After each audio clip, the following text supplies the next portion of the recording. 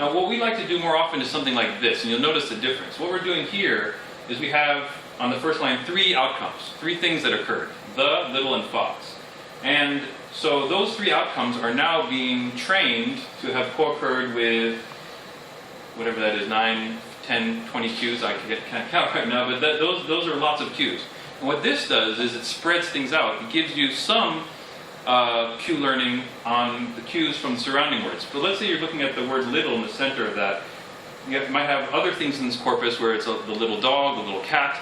It's always got little in it, but it's got other context. So this is capturing a little bit of the context of these situations. Now you notice that we're using letter trigraphs or letter 3grams here as our cues.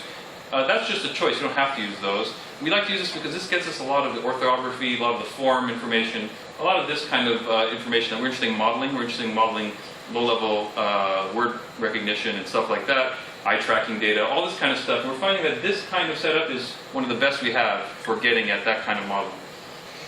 You can also do something like this, and this is sort of interesting to those people who have used word distribution semantic stuff like Beagle, HAL, LSA. What if your cues were words and the outcomes were words?